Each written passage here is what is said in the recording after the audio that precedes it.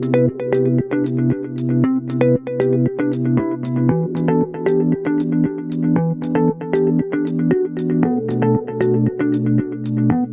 evening, ladies and gentlemen.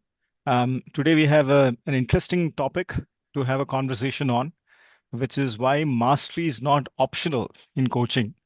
And who better to talk about it than Subhash, who's a master coach, master mentor coach, a master healer, amongst many other things that he does.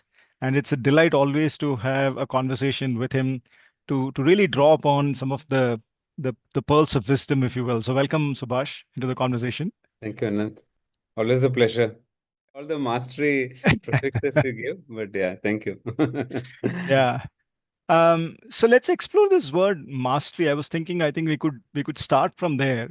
And when the first time I heard that, a couple of things that came to my mind. I think Sunil Gavaskar. I'm a little bit of a sports nut, if you will. Mhm. He used to be the first one that was called Little Master. So there was that master in his name.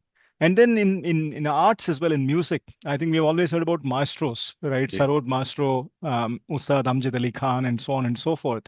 Um, what does that tell us about being a master, or what does that journey look like when you think about mastery in any field? And then we will come to coaching as well. I just want to get your perspectives on that. So, it's interesting that you ask. Mastery is very difficult to define in the first place, because I think it's a state of mind, if I can put it that way. I know it doesn't help to quantify it, but it is not something that is measurable. It is something perhaps even for the artist who is, you spoke about Ustad Amjad Ali Khan and other maestros. I don't think, they can actually define mastery, because you don't know what it is when, uh, when it's happening. An alternate way of explaining for me, the way I explain myself, is the flow state that Mikhail famously Mm. spoke, the TED Talk and the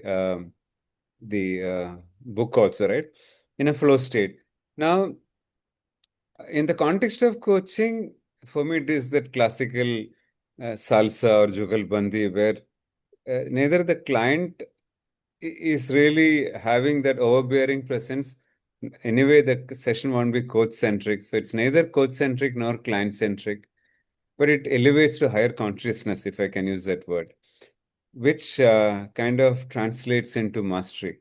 And from that point of view, uh, we use deliberately chasing mastery in the context of Coaching Unlimited, something that we have thought through and decided to use it.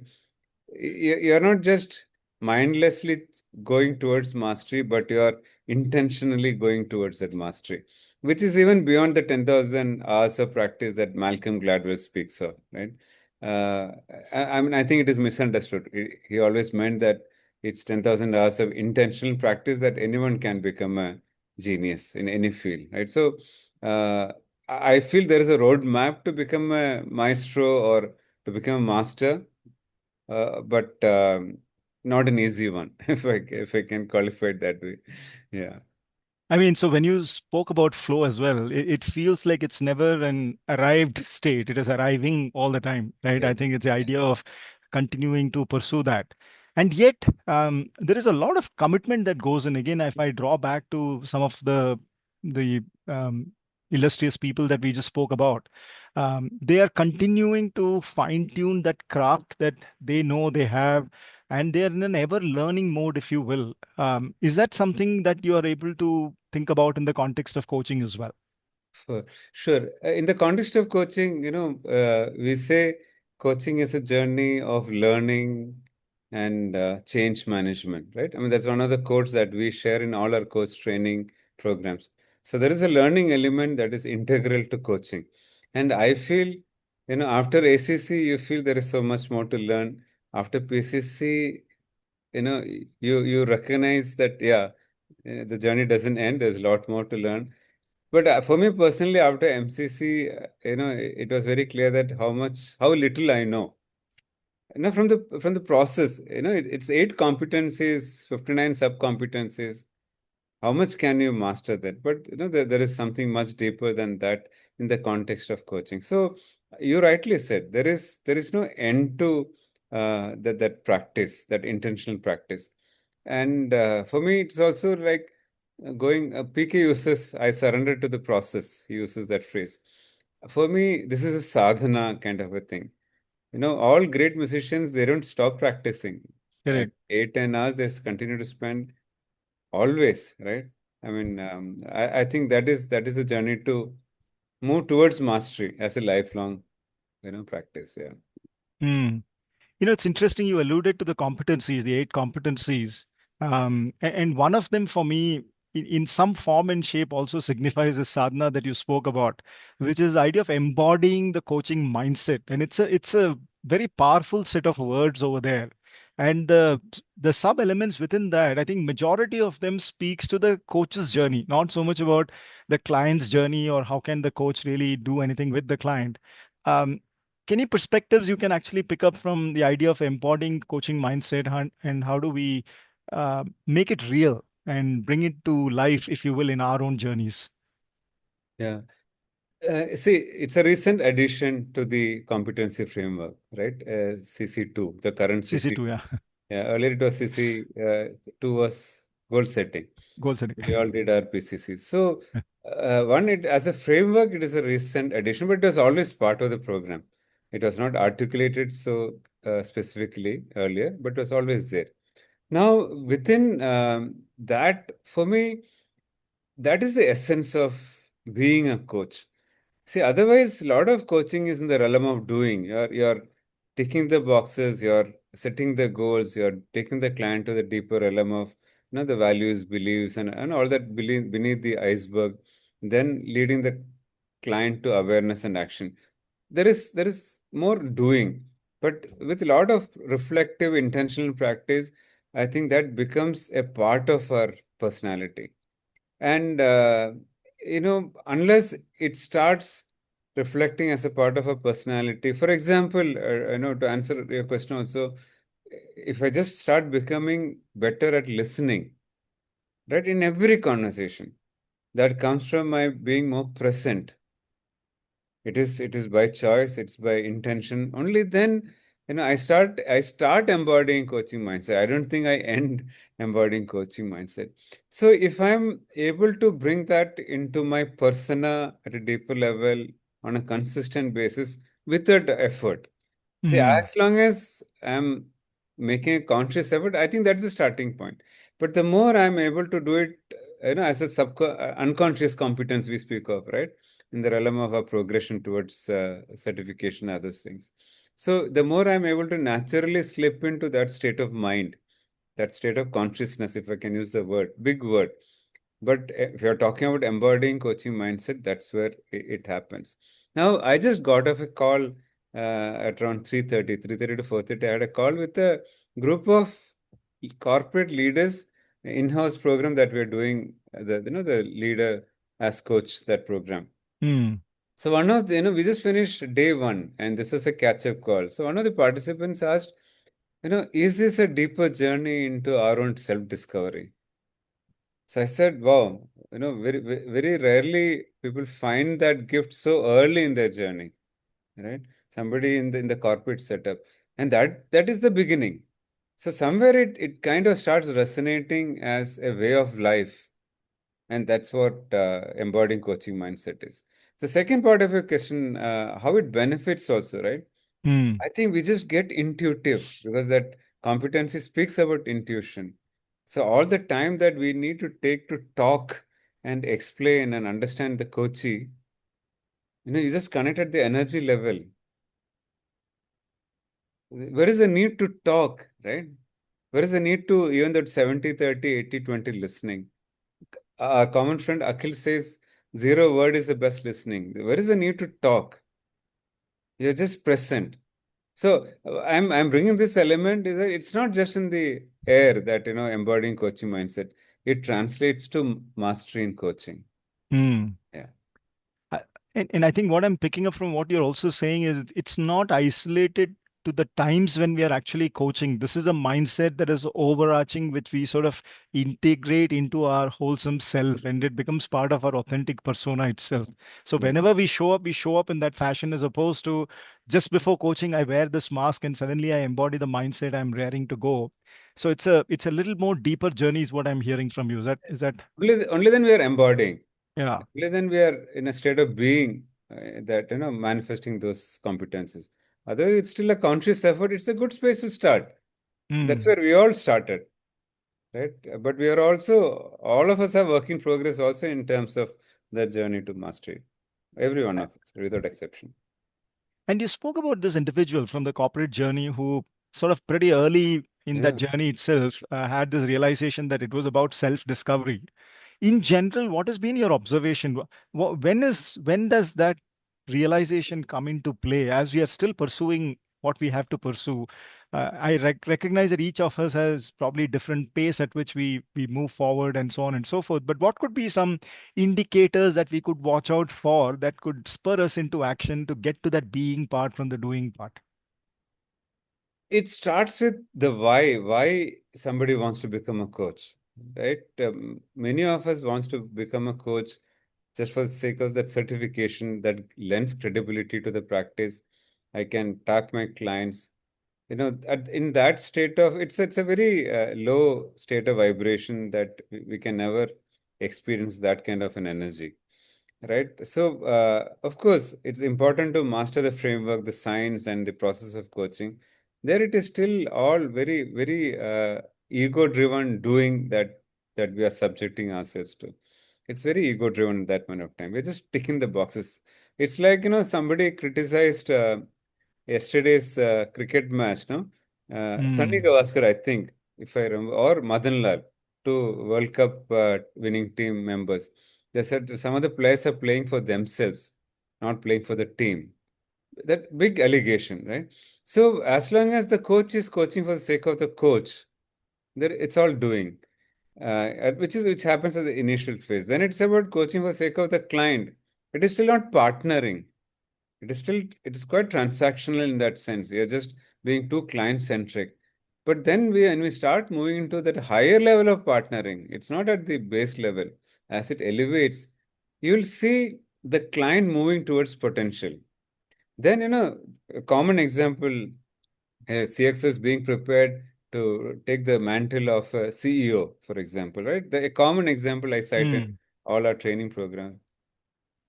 It doesn't then restrict to the role of a CEO. It's about what I become in the journey to become a CEO. And this comes organically for the client. And if you leave it to the client, then it may not even happen. The fact that something the coach does, something the coach, brings into the session, that's what prompts the client to move into that space. Just as we manage the time, we manage the elements of coaching in a conversation or engagement as a coach. Same thing, it starts with us as coaches. So as coaches, as we practice more, going back to a question, the more we are unconditionally in love with the client's journey, right? Not the client, in the client's journey to the potential. So there, there is no attachment to the client. That's where it starts manifesting. Then the client actually makes big shifts, and it happens. It happens. Yeah, and the This is client will also know. Yeah, sorry. it also sounds a little bit like Bhagavad Gita, right? I think don't look at the outcomes, go through the process in a way and Correct. submit and surrender to itself. 100%. Um, and you spoke about intentional practice. I think very powerful two words throughout this conversation quite a bit. As much as it's sometimes easier to cognitively digest what you're saying, when it comes to the actual practice itself, we some of us could easily get distracted by what's happening around and in some way perhaps unable to surrender. So what can help us slowly move towards that surrender process, if you will, and make it intentional, as you called it, move from the cognitive domain to the experiencing domain? So one is, the competency speaks of rituals before and after the conversation. The ICF framework speaks so you can't jump from one meeting to the other meeting that we would have typically done in our corporate days, right? you're just jumping from meeting to meeting. No, is there a pause of perspective in between the sessions? There's something intentional in that pause, in that gap. So one is preparing for the session. So one of the videos says you can't be searching for the pen and paper after you log in and the client is face to face. You're ready, and that is very physical manifestation of a confused mind, right? Are you fully there? Are you grounded as a coach? And from that space, when you connect with the client, naturally the client moves quickly into that state of space, right? And the client moves faster. And so the ritual is one thing that Hmm. before and after.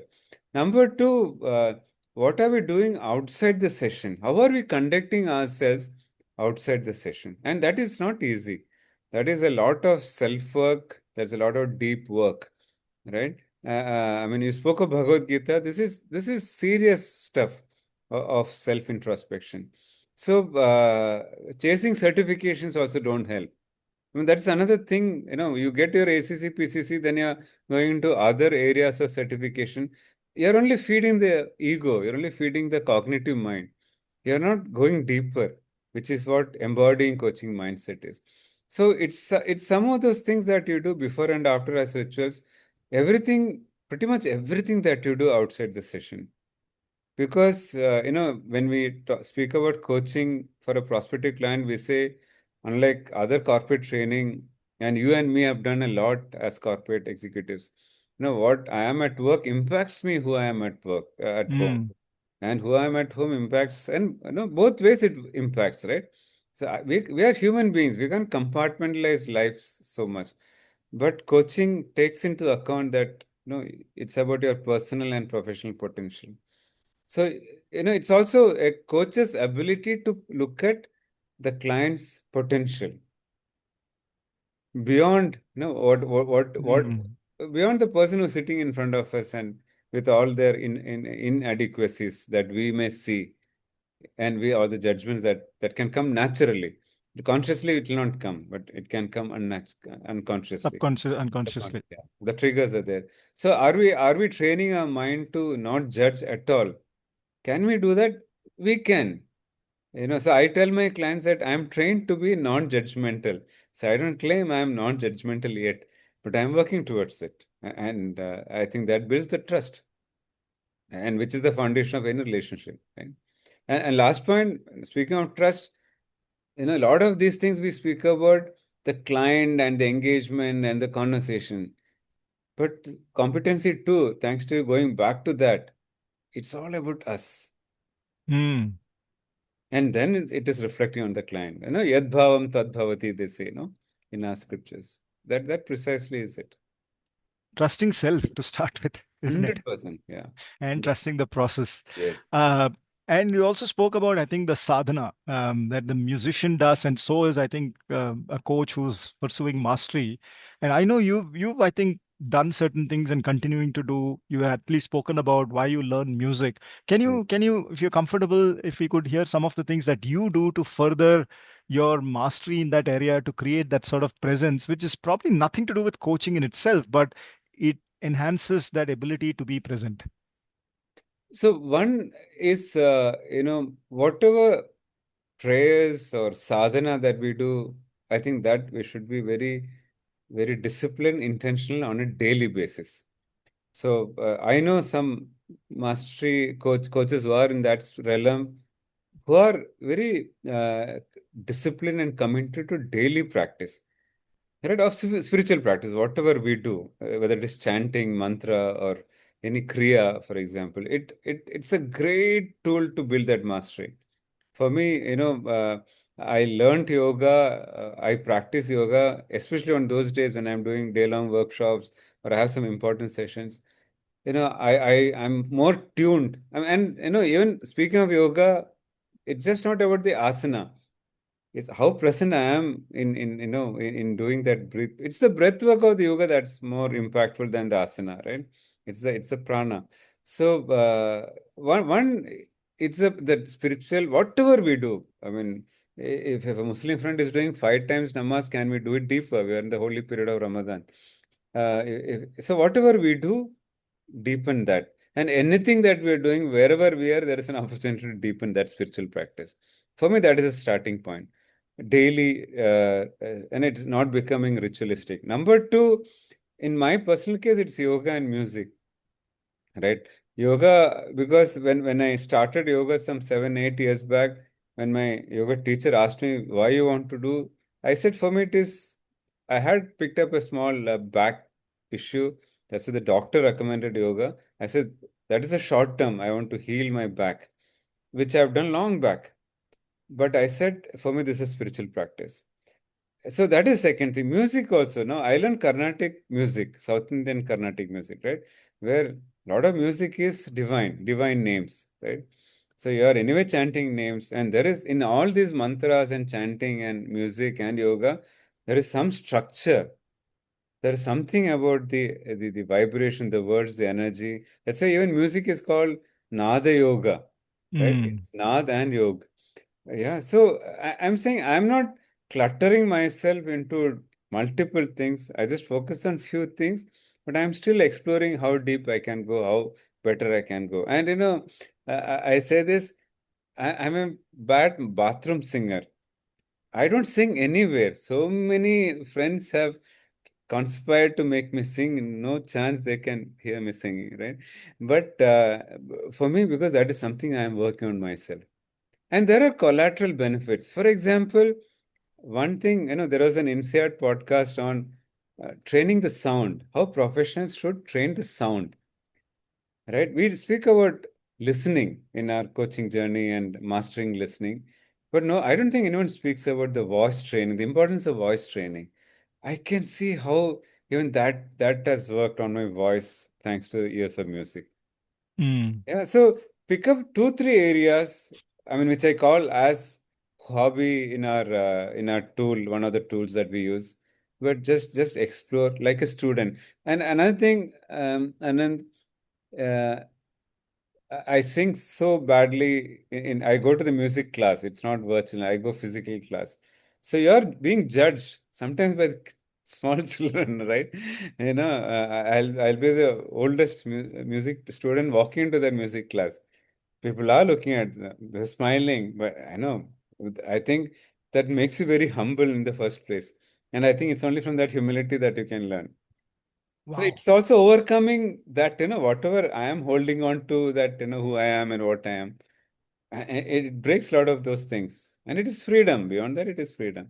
Even when I am somebody who's been very active sportsman during student days, but today the body doesn't bend doing yoga.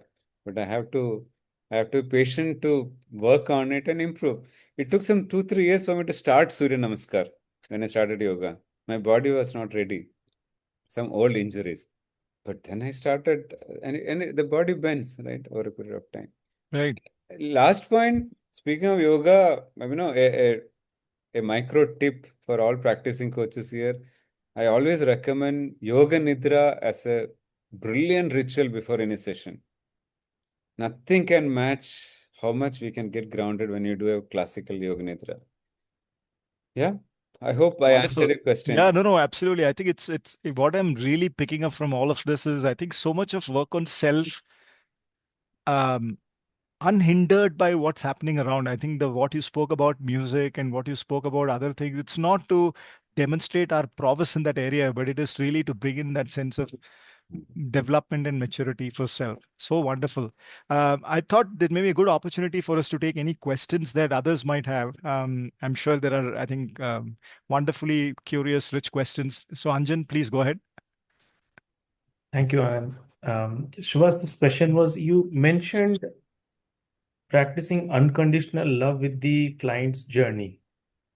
Hmm. Would you mind elaborating a little more on that? And from where I'm coming is at times it's difficult to fall in love with unconditionally with your own journey. And when you're operating from that zone, how do you start practicing falling in love with clients unconditional, falling in love unconditionally with the client's journey?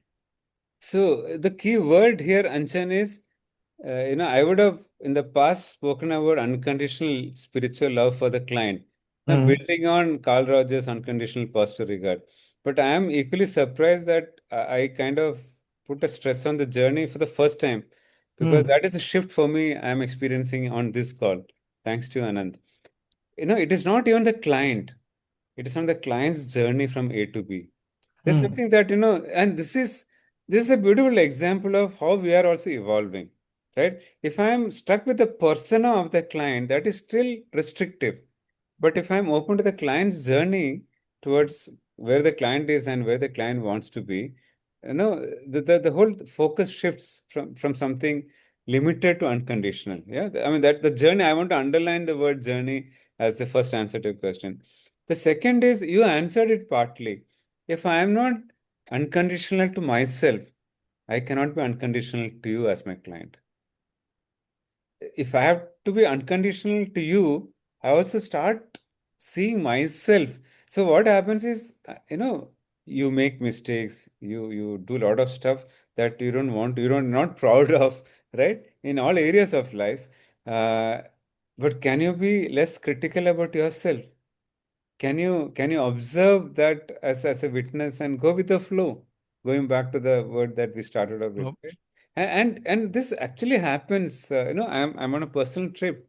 I mean, I spoke to somebody, and there are a lot of things happening. I'm here because somebody is on a medical emergency. We discussed and we said we'll go with the flow. That was such a magnificent awareness for me. What am mm, I trying to control? So the point is, if I am not in that space with myself, I can't be with my client. Then only you can be with the journey.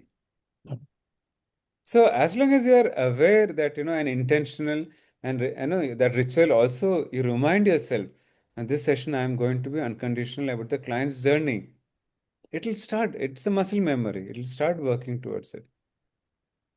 Yeah, there is no shortcut, but it can happen much faster than we can think of. Thank you, sir. there is no shortcut. That's a critical There's piece no for shortcut. sure. Yeah. Um, Please give some tips of intentionally practicing and improving on core competencies. I think somebody has mentioned that. Yeah, I think Samik. Hi, Samik. So, Yeah. one, two, three tips that I can think of off the cuff. One is, I quote one of our coaches from the community. Go through the markers and the competencies before a session just to brush up. It kind of anchors you to the framework. At the same time, you're not restricting yourself to the framework. You kind of it's just brushing up the subconscious. Number two, after the session, as I said, sit down and journal. What went well, what did not go well. This is such a simple tool that we don't practice enough. Even if you start practicing 10 minutes, not more than that, before we jump into the next call or anything, before you forget some of the elements, whatever is important, you'll remember. After the session, pick up the journal and note down. And over a period of time, you'll see what are the areas that you need to focus on and then build on. And if you see a trend that some areas I need to work on, connect with your mentors, right? Just or connect with your fellow coaches for a practice session. That this is a trend I'm seeing in my coaching practice. How do I handle that? How do I manage it? Right? Allow That's also a journey for us as coaches. Yeah. And take feedback. Like, occasionally or more than occasionally, I ask my client, how did you feel about this session? What are you taking away? What did not go well with this session? Definitely after the engagement. The client can give you some feedback, if we have put on some blinkers, right? So, some of these rituals that I spoke of earlier can also have a great impact on, the competency mastery. And again, I know I don't want to miss this point. Competency is starting point.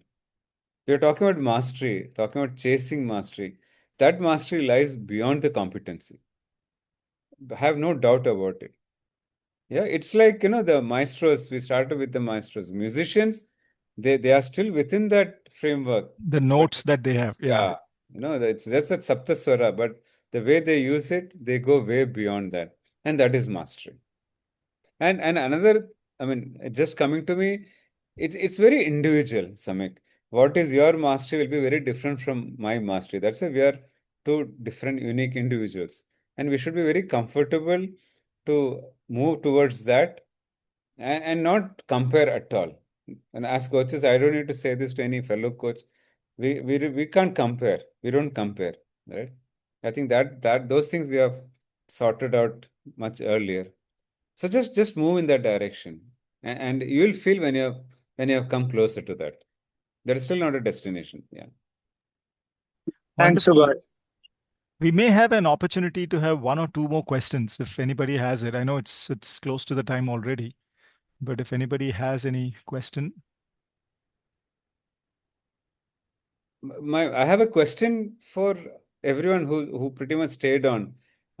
Is what are you taking away as that one item that you will implement in your journey to mastery from today? Not even tomorrow. What is that one thing? If you're comfortable, you can put in the chat, or note it down in your journal, and be intentional about it. Mastery can be much closer than what we romanticize about. It's not too far. It'll be much, much closer if you're intentional about it.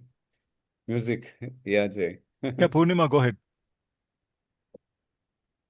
Yes. Hi, good evening. So, I'll be honest, I am not a coach, but I mean, certified coach, as Sir was telling. But something that while I have done my counseling and all of it, when the topic of mastery in coaching should not be optional came up, the one thing that I took away from the half an hour conversation that we were having right now is it's never about us, but it's about the client. I think that is something that I'm taking away. That it's never about the coach, but it's about the client and their journey. And like Sir had mentioned, that unconditionally falling in love with the client's journey. I think if we are somewhere able to understand that coaching is never about us, but about the client, then any sort of mastery would then be easy to follow, is how I look at it. Absolutely.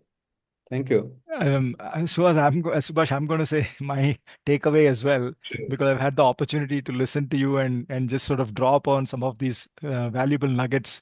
I think it's about even making myself more comfortable looking at the mirror, because sometimes I probably don't like what I see there. And so Very good. how do I do that? Beautiful. Because the minute I start accepting what I see, then I think I can continue, like you spoke about music and the humility that you bring Yeah. in. It was just amazing. And for me, maybe that's my first step. A lot many steps to go through. Sure. Thank you. Thank you, everyone. Thank you, Anant, once again. Thank Great you so very conversation. much, Subhash. And thanks to everyone for really, I think, participating in this conversation as well. Thank you Thank you. very well. Have a great evening. Wishing you mastery. Wishing you all mastery. Thank you.